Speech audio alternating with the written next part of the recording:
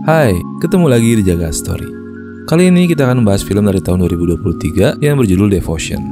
Adalah sebuah film bergenre biografi perang yang ditulis oleh Jack Crane dan Jonathan A. Stewart, serta disutradarai oleh J.D. Dillard. Di jajaran cast, film ini akan dibintangi oleh Jonathan Majors dan Glenn Powell. Singkatnya, film ini menceritakan sebuah kisah nyata dari dua orang pilot pesawat tempur elit bernama Jesse Brown dan Tom Hadner, yang menjadi wingman paling terkenal di Angkatan Laut AS saat Perang Korea terjadi di sekitar tahun 1950. Sebelum mulai, silakan subscribe channel ini dan nyalakan lonceng notifikasinya agar kalian selalu menjadi yang pertama mendapatkan notifikasi dan update terbaru dari kami. Dan tanpa berlama-lama lagi, mari kita play.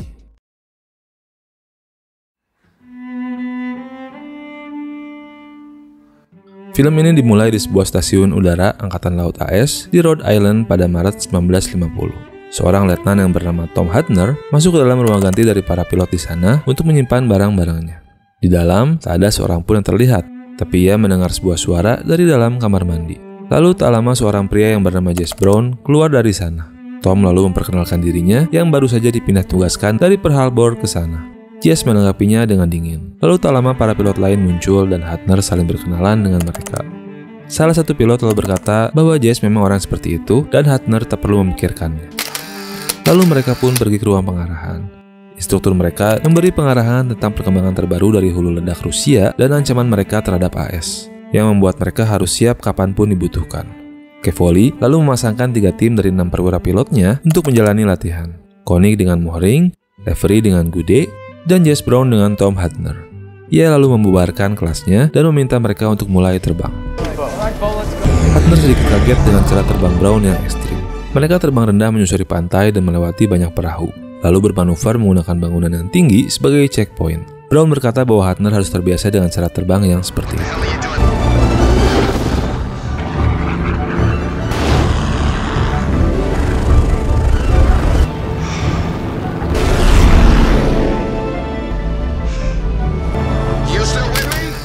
Selesai latihan, Brown pun pulang ke rumahnya.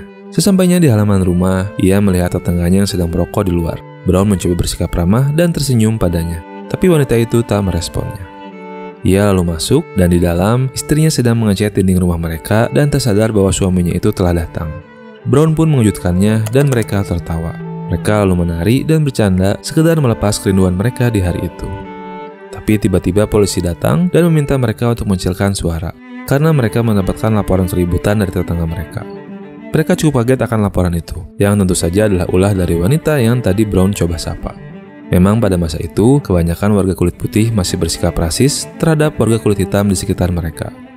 Gerak dari para warga kulit hitam ini pun masih terbatas, dan belum banyak dari mereka yang memegang posisi penting di setiap pekerjaan. Keesokan harinya, Jesse Brown dan rekan-rekannya kembali berlatih di pangkalan. Di hari itu, Kevoli meminta mereka untuk mulai berlatih dengan tipe pesawat yang belum pernah Brown dan rekan-rekannya terbangkan. Pesawat itu adalah tipe F-4U Corsair, tipe pesawat terkenal yang pemerintah AS gunakan pada The Big Show atau Perang Pearl Harbor. Pada saat itu, ini adalah tipe pesawat terbang AS yang paling canggih, dengan torsi yang paling kuat dan kecepatan tinggi yang bisa ditempuh. Kevoli lalu menyerahkan sesi latihan itu pada pilot senior yang bernama Bill Koenig. Ia pun segera mengajari mereka dan memberitahukan detail dari pesawat itu. Para pilot sangat bersemangat dengan pesawat baru yang akan mereka pelajari. Tapi Jesse terlihat ragu dan terus memandangi pesawat itu. Lalu di ujung hari, mobil Brown tiba-tiba mogok dalam perjalanannya pulang ke rumah. Tanpa disengaja, Hadner melewatinya dan ia menawari Brown tumpangan pulang. Brown pun tak punya pilihan, dan akhirnya Hadner pun mengantarnya pulang. Dalam perjalanan itu, Hadner mencoba untuk mengenal Brown lebih jauh. Tapi Brown masih bersikap dingin dan hanya bicara seperlunya. Begitupun saat mereka tiba di rumah Brown, istrinya menawari Hadner untuk masuk. Tapi Brown berkata bahwa Hadner sedang terburu-buru, dan akhirnya ia pun pergi dari sana. Beberapa hari selanjutnya, Brown dan rekan-rekannya terus berlatih dan beradaptasi dengan pesawat baru mereka.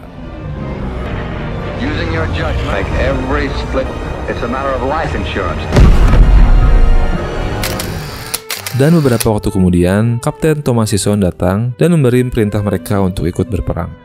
Pihak Amerika melihat ada aktivitas yang mencurigakan dari Rusia di Laut Mediterania. Jadi dalam waktu dekat, mereka akan pergi berlayar untuk melakukan misi pencegahan menggunakan kapal induk USS Leyte.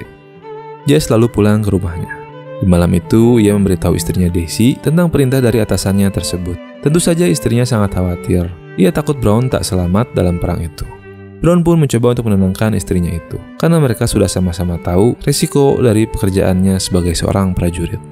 Tapi di luar itu, Brown juga menceritakan tentang ketakutannya.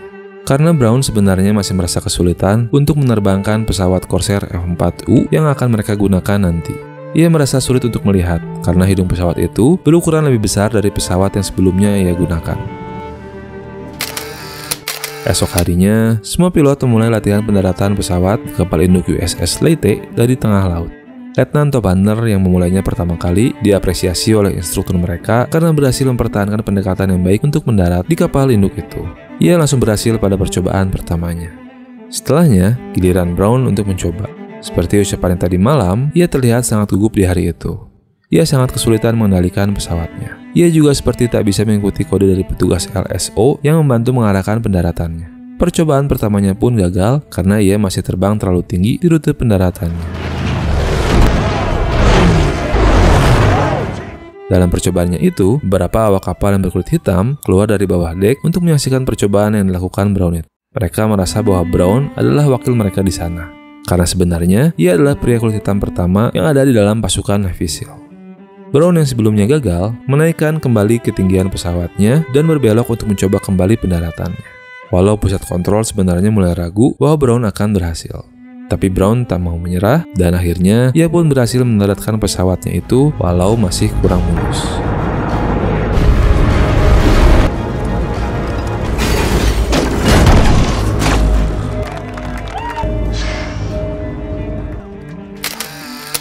Seusai sesi latihan pendaratan itu, Hunter kembali menawarkannya tumpangan pulang karena sepertinya mobil dari Brown masih rusak. Berbeda dengan sebelumnya, kali ini Jess mengundangnya untuk masuk saat mereka sampai di rumahnya. Istrinya Daisy menyambut mereka dan menawarkan minuman kepada Tom. Dengan Brown yang segera masuk ke dalam kamar anaknya karena ia terbangun. Sementara itu, di meja makan mereka, Daisy berkata bahwa Hunter adalah prajurit kedua yang pernah Brown ajak masuk ke rumah mereka, yang berarti bahwa Brown mempercayainya. Daisy lalu meminta pada Hunter untuk selalu ada di samping Brown saat mereka bertugas. Hunter pun mengiyakan permintaan dari Daisy itu. Lalu Brown datang menghampiri mereka, dan Hunter pun berpamitan pulang. Karena sebenarnya hari itu adalah hari terakhir mereka sebelum ikut pergi bersama kapal USS Leyte ke Laut Mediterania. Di sore hari, Brown pun menghabiskan waktu dengan keluarganya itu di tepi pantai. Daisy tentu saja akan selalu khawatir. Ia meminta Brown untuk tak melupakan rumah mereka di Rhode Island. Brown pun berjanji pada istrinya itu bahwa ia akan mengiriminya surat dari atas kapal minimal seminggu satu kali. Dan pada Mei 1950, mereka pun memulai perjalanan mereka di tengah laut Mediterania dari atas kapal induk Amerika USS Leyte. Komandan Kefauver terus melatih para pilot di kapal itu. Mereka dituntut untuk bisa bergerak cepat mencapai hanggar pesawat saat perintah datang. Dan Kefauver memarahi mereka karena mereka semua masih lambat.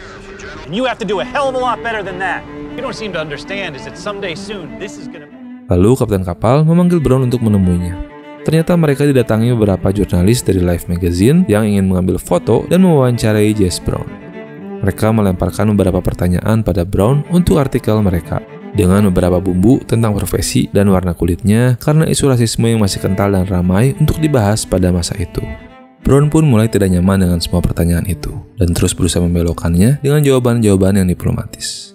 Tapi para jurnalis itu terus memancing Brown untuk memberikan jawaban seperti yang mereka mau. Brown semakin tak nyaman, terlebih lagi kini banyak orang yang menonton wawancara itu, termasuk para angkatan darat AS yang mentertawakannya. Mereka ikut penumpang di kapal itu untuk ikut berperang dari darat. Kefauver yang menyadari bahwa Jess sudah tak merasa nyaman, menghentikan wawancara itu dan memerintahkannya untuk masuk ke dalam. Setelah beberapa waktu berada di kapal, Kefauver mengadakan rapat dan memberi mereka berita tentang pergerakan paralel ke-38 oleh tentara Korea Utara tadi malam. Korut telah merebut Seoul dari Korea Selatan, dan jika mereka merebut seluruh semenanjung selatan, maka kesempatan AS untuk menahan komunisme akan hilang di sana. Jadi pihak mereka kini akan mulai mengintervensi. Mereka pun memulai misi gabungan itu bersama divisi tempur lainnya. Kefauver seharusnya memimpin pasukan mereka, tapi karena adanya malfungsi pada roda kapalnya, ia terpaksa harus mundur dari misi itu dan meminta Letnan Top Hunter untuk menggantikannya memimpin serangan itu. Pasukan mereka pun akhirnya sampai di kota Sinuiju yang menjadi perbatasan antara Korea Utara dan Cina. Misi mereka adalah melumpuhkan 2 buah jembatan penghubung antara Korea Utara dan Cina di sepanjang sungai Yalu, dengan maksud untuk memperlambat distribusi persenjataan mereka. Tetapi pasukan mereka dilarang untuk memulai tembakan atau membalas serangan dari pihak Cina, karena hal itu bisa memicu terjadinya Perang Dunia Ketiga. Saat mereka mulai memasuki area target, tiba-tiba sebuah pesawat MiG dari pihak musuh muncul dan mendekati mereka. Letnan Tom lalu memerintahkan Koenig, Gude, dan Lefebvre untuk tetap menyerang target utama mereka, sementara ia dan Brown akan memburu pesawat itu. Hadner dan Brown lalu membuat sebuah strategi. Brown akan memancing musuh untuk mengikutinya melewati perbukitan dan terbang rendah. Dan saat Hadner sudah berada di posisi terbaik, ia meminta Brown untuk naik mengikuti aba-abanya. Dan akhirnya pesawat itu pun berhasil mereka lumpuhkan bersama.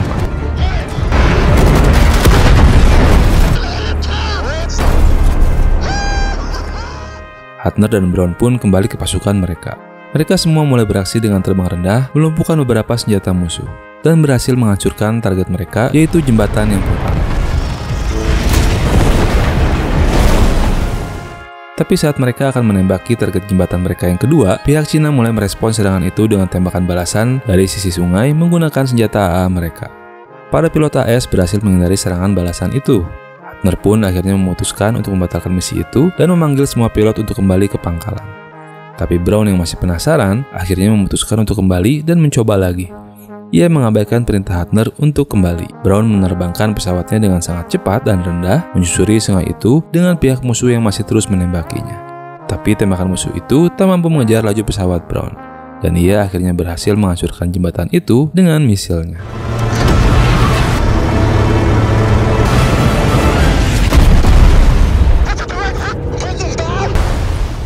Ia lalu kembali ke formasi dengan semua anggota tim yang gembira akan keberhasilan mereka itu. Dan mereka pun akhirnya kembali ke kapal induk mereka. Pada malam hari di kapal induk mereka, Brown kecewa pada Hadner setelah tahu apa yang ditulisnya pada laporan misi di hari itu. Hadner dengan jujur menulis bahwa Brown telah mengabaikan perintah dan kembali ke zona musuh untuk menghancurkan jembatan yang menjadi target mereka. Brown sangat khawatir jika laporan dari Hadner itu akan menjadi catatan buruk dalam karirnya sebagai seorang pilot dan ia akan sulit dipromosikan. Mendengar itu, Hadner pun mulai merasa bersalah. Tadinya ia kira laporannya itu tak akan menjadi masalah bagi mereka. Hadner lalu mendatangi semua rekan satu timnya untuk meminta testimoni mereka secara tertulis mengenai apa yang telah Brown lakukan pada misi yang baru saja mereka selesaikan dengan baik. Setelah mendapatkan surat pernyataan dari semua rekannya itu, Hadner pun kembali kepada Brown. Tapi saat ia masuk, ia mendapati Brown sedang berbicara sendiri dan memarahi dirinya di depan cermin. Brown lalu memperlihatkan sebuah buku harian miliknya pada Hadner, yang selalu ia bacakan pada dirinya sendiri di depan cermin. Ia menulis sendiri setiap kata kebencian yang pernah diucapkan orang lain kepadanya sejak ia kecil. Menurutnya hal itu dapat membantunya untuk tetap tegar. Hadner lalu menunjukkan semua testimoni dari rekan-rekannya yang berhasil ia kumpulkan. Tapi Brown tetap kecewa dan berkata bahwa laporan misi yang telah Hadner buat akan selalu menjadi rekam jejak yang buruk bagi karir militernya. Hadner pun akhirnya pergi meninggalkan Brown sendirian di ruangannya itu. Brown menyendiri di atas kapal untuk menenangkan dirinya. Tiba-tiba seorang awak kapal mendatanginya dan memberinya sebuah jam tangan sebagai hadiah. Awak kapal itu berkata bahwa hadiah itu dibeli dengan uang yang dikumpulkan dari semua saudara kulit hitamnya di kapal itu. Mereka sangat bangga pada Brown, jadi mereka membelikannya hadiah itu saat berada di Cannes, Prancis. Brown lalu menjabat tangannya dan menitipkan ucapan terima kasihnya pada semua saudara kulit hitamnya melalui pria itu. Beberapa waktu pun berlalu. Kevoli memberikan mereka sebuah misi baru. Telah terjadi serangan dari tentara Tiongkok di pangkalan Hagaru. Tentara darat mereka kalah jumlah dengan tentara Cina di sana. Dan ia merasa bahwa mereka harus membantu semua marinir Amerika yang sedang kesulitan di sana dengan memberikan mereka dukungan serangan udara. Semua pilot pun setuju untuk melakukan misi penyelamatan itu, walau Kevoli telah memperingatkan mereka tentang bahaya besar di pangkalan Hagaru tersebut. Dan akhirnya pada sebuah malam, marinir AS yang sedang kalah telak dalam pertempuran di Hagaru tertolong oleh serangan udara yang dilakukan oleh Brown dan kawan-kawannya.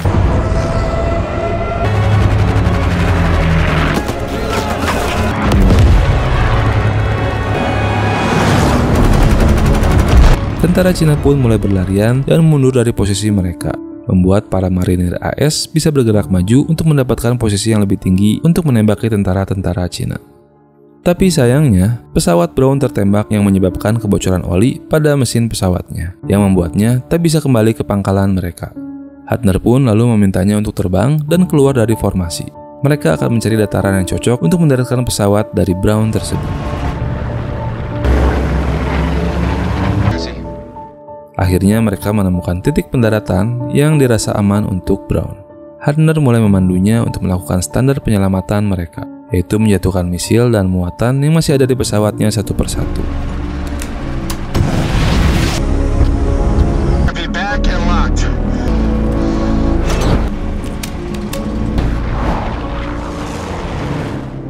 Tapi sebelum semuanya selesai dilakukan, baling-baling dari pesawat Brown macet dan pesawatnya mulai kehilangan daya.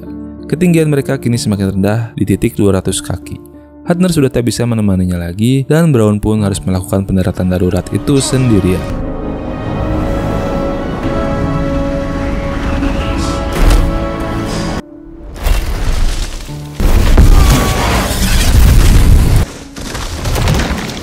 Pendaratan itu berhasil dilakukan. Mereka menghela napas lega saat akhirnya melihat gerakan Brown dari dalam pesawat. Tapi Koenig mengamati bahwa Brown sepertinya terjebak dan tak bisa keluar dari pesawatnya itu. Tom sempat bingung tentang apa yang harus ia lakukan. Tapi akhirnya ia memutuskan untuk mengorbankan pesawatnya dengan mendaratkannya juga di dekat posisi Brown sekarang untuk mencoba menyelamatkannya. Rekan-rekannya melarang tindakannya tersebut, tapi Hadner tak mengindahkannya dan melanjutkan niatnya itu.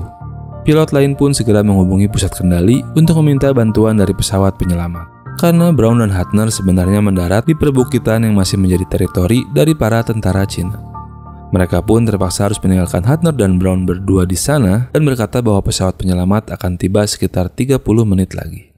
Hadner pun mulai melakukan hal yang sebelumnya ia instruksikan pada Brown, dan akhirnya ia berhasil mendaratkan pesawatnya di dekat pesawat Brown.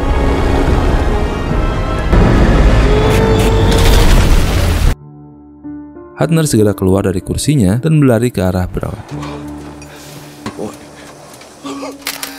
Sementara malam pun mulai tiba. Hadner pun berusaha sekuat tenaga untuk mengeluarkan Brown dari kursinya. Begitu juga dengan Brown yang telah dengan sekuat tenaga mencoba mengangkat badannya keluar dari sana. Tapi semua upaya mereka tetap gagal karena kaki Brown tersangkut sangat keras di sana. Semakin lama mereka di sana akan semakin berbahaya bagi mereka karena tentara Cina bisa datang kapan saja. Hadner juga mulai memakaikan kupluknya pada Brown karena ia terlihat mulai merasa kedinginan. Lalu di tengah malam yang gelap dan dingin itu, helikopter penyelamat pun akhirnya tiba.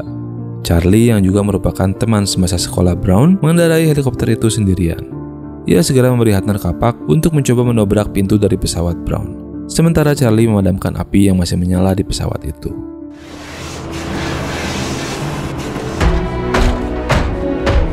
Saat upaya dari Hadner untuk membuka pintu semakin keras, Brown memintanya untuk berhenti. Ia meminta Hadner untuk menyampaikan pesan pada Daisy bahwa ia sangat mencintai istrinya itu. Hadner tak meresponnya, dan hanya berkata bahwa ia akan membawa Brown pulang.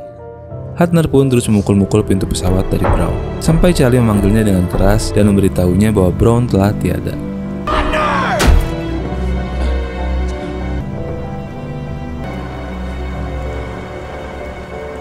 Hadner pun menangis, dan mereka terpaksa harus meninggalkan Brown sendirian untuk pergi dari sana demi keselamatan mereka.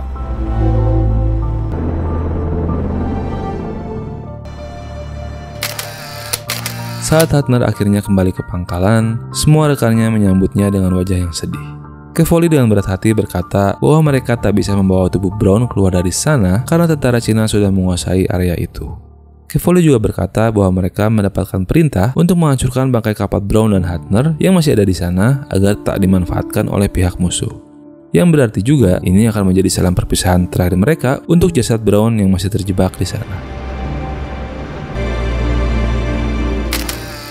Dan esoknya, kapten kapal pun akhirnya mengumumkan kematian dari Ensign Jess Brown.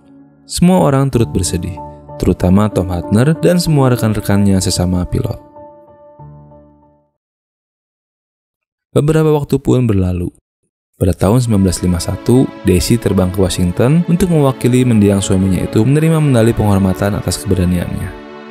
Di sana ia bertemu dengan Hadner dan semua rekan-rekannya yang juga turut mendapatkan medali kehormatan itu.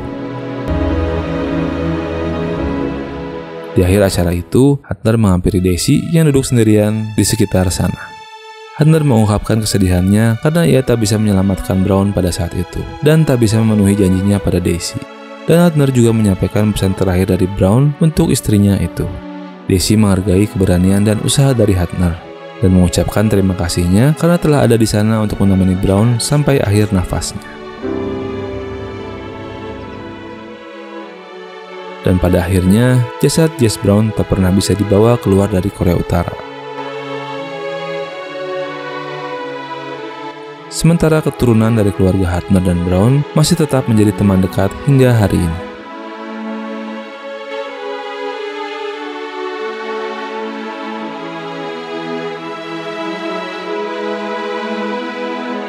Tamat.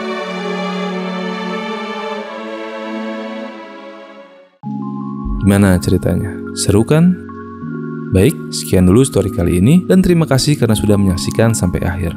Silakan like video ini jika kalian merasa terhibur dan subscribe channel kami agar kalian selalu mendapatkan info dan update terbaru dari kami. Dan jangan ragu untuk tinggalkan pesan di kolom komentar jika kalian punya pendapat lain tentang film ini. Salam buat keluarga di rumah and see you next play.